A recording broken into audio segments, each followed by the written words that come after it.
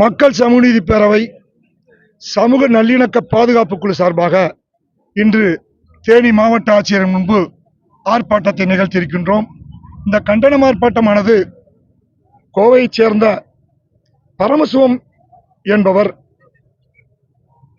குறும்ப counter சமூகத்தை பற்றி மிக இழிவாக அவதூறாக பேசியதோடு அச்சமூகத்தினுடைய ஒப்பற்ற தலைவர் ஆர்கே ஐயா அவர்களை கொலை மிரட்டல் செய்தும் ஆபாசமாக திட்டியும் அவதூறு பரப்பிய வகையில் 4 பதிவுகளை வாட்ஸ்அப் மூலம் பரவி அது தமிழகம் முழுக்க பரப்பப்பட்டு தமிழக மக்கள் அனைவரும் அந்த குறும்ப கவுண்டர் சமூகத்தை ஓடு இல்லாமல் இதர சமூக நல்லிணக்கத்தின் பால் அக்கறை கொண்டவர் அனைவரும் பெரும் வேதனைக்கும் மன உளைச்சலுக்கும் உள்ளானார்கள்.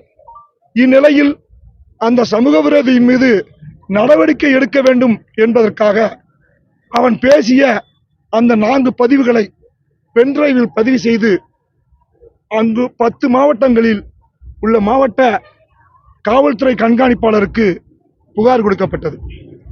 இங்கு தேனி மாவட்டத்தில் மக்கள் சமூக நீதி பேரவையினுடைய மாவட்ட செயலாளர் திரு ரமேஷ் அவர்கள் 11/12/2025 அன்று அந்த அவதூறு பரப்பிய பென்டிரைவோடு இணைத்து சைபர் கிரைம் காவல்துறையிலும் மாவட்ட காவல்துறை கண்காணிப்பாளருக்கும் புகார் செய்தார். நடவடிக்கை எடுக்கவில்லை என்பது ஒரு புறம் இருக்க, கொடுக்கப்பட்ட புகாருக்கு கூட CSR கூட கொடுக்கவில்லை என்பது மிக மிக வேதனைக்குரிய வெட்கக்கடான விஷயம். சட்டத்தை பாதுகாக்கக்கூடிய ஒரு காவல்துறை குறைந்தபட்சம் ஒரு தனிநபர்களுக்கு கொடுக்கக்கூடிய அந்த அக்கறையினை கூட ஒரு 50 லட்சம் சமூக மக்கள் உள்ள ஒரு குறும்ப கவுண்டர் சமூகத்தை இழிவுபடுத்திய நபரினை மீது முதல் தவறிக்கை பதிவு செய்யவில்லை. இந்த செயலானது ஒட்டுமொத்த சமூகத்தையும் மிக வேதனையையும் மன உளைச்சலையும் கொடுத்துள்ளது. இந்த நிலையில் முதல்வருக்கு பதவி தபால் அனுப்பினோம், DGPக்கு பதவி தபால் அனுப்பினோம், மாவட்ட ஆட்சியருக்கு பதவி தபால் அனுப்பினோம், உள்துறை செயலாளருக்கு பதவி தபால் அனுப்பினோம். ஆனால் எந்த நடவடிக்கையும் இல்லை. இதனால் முறையாக அறிவித்து கோவை மாவட்ட ஆட்சியர் அலுவலகம் முன்பு ஒரு ஆர்ப்பாட்டத்தை நிகழ்த்தி கோரிக்கை மனுவினை மாவட்ட ஆட்சியர் காவல்துறை கண்காணிப்பாளர் தமிழக முதல்வர் கொடுத்து நாங்கள் வருகிற 5/1/2026 வரை எங்களுடைய போராட்டத்தை நிறுத்தி வைக்கின்றோம், அதற்குள் நீங்கள் நடவடிக்கை எடுக்க வேண்டும் என்று அந்த கூட்டத்திலேயே அறிவித்தோம். ஆனால் மிக வேதனையான விஷயம் என்னவென்றால் எதுவுமே நடக்கவில்லை. இந்த நிலையில் தான் 6ஆம் தேதி இன்று ஆர்ப்பாட்டத்தை நிகழ்த்தியிருக்கின்றோம். தமிழக முதல்வர் சமூக நீதியின் பால் அக்கறை கொண்டவர், சமூக அமைதியாக இருக்க வேண்டும் என்று விரும்புபவர்.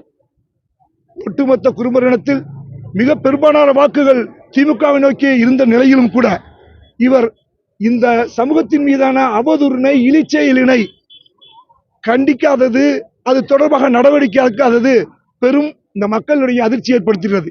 இத்தகைய செயல் இனிமேல் தொடர்மையானால் வருகின்ற 2026ஆம் ஆண்டு தேர்தல் அவருக்கு எப்படி இருக்க போகிறது என்பதை அவர் புரிந்து கொள்ள வேண்டும்.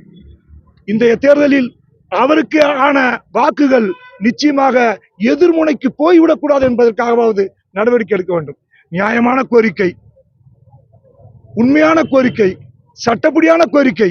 இந்த கோரிக்கையினை கூட நிறைவேற்ற முடியவில்லை என்றால் அந்த சமூக விரோதியின் பின்னால் நின்ற யாரோ ஒருத்தர் தமிழக முதல்வருக்கு இந்த செய்தியினை, இந்த தகவலினை போய் சேராமல் தடுக்கிறார்களோ என்று நாங்கள் நம்புகிறோம்.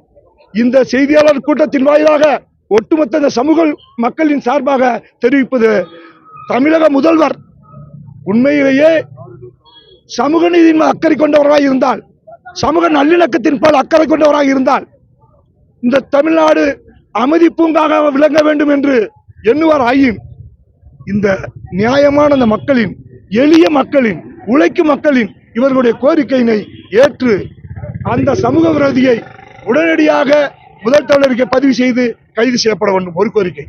இரண்டாவதாக எங்கள் கோரிக்கை இந்த பொதுவாக பொது வழிகளில் 2 தனிநபர்களுக்கான பிரச்சனைகளில் ஒரு சமூகத்தை அவதூறுப்படுத்துவது, இழிச்செயல்படுவது நடைமுறையாக இருந்து வருகிறது. இத்தகைய செயலானது இந்த அமைதியான சமூகத்திற்கு நல்லிணக்கத்திற்கு கேடு விளைவித்துவிடும், பாதுகாப்புக்கு குந்தகம் விளைவித்துவிடும் என்பதால் பொது வழியில் ஒரு சமூகத்தை இழிவுபடுத்துபவன் எவனாய் இருந்தாலும் அவனின் மீது கடுமையான தண்டனை வழங்கும் வகையில் ஒரு சிறப்பு சட்டத்தை இயற்றப்பட வேண்டும் என்ற இரண்டாவது கோரிக்கையினை நாங்கள் வைத்து தொடர்ந்து போராட்டம் நடத்தி வருகின்றோம். நாங்கள் வருகிற 9ஆம் தேதி திருவண்ணாமலை மாவட்டத்தில் போராட்டத்தை நிகழ்த்துகின்றோம். அதன் பின்பு எங்களுக்கான கோரிக்கைகள் நிறைவேற்றப்படாவிட்டால் எங்களுடைய ஒட்டுமொத்த மக்களையும், இந்த சமூக நல்லிணக்கத்தின்பால், சமூக நீதியின்பால் அக்கறை கொண்ட இதர சமூக மக்களையும், மனித உரிமையின்பால் ஆர்வம் கொண்ட நல்லோர்களையும் ஒன்றிணைத்து இந்த அரசுக்கு எதிராக கடுமையான போராட்டத்தை, இந்த அரசு அடுத்த கட்ட ஆட்சி கட்டில் அமர முடியாத வகையில் ஒரு போராட்டத்தை நாங்கள் நிகழ்த்தி காட்டுவோம். அந்த நிலைக்கு எங்களை தள்ள வேண்டாம் என்று தமிழக முதல்வரை நாங்கள் கோரிக்கை வைக்கின்றோம்.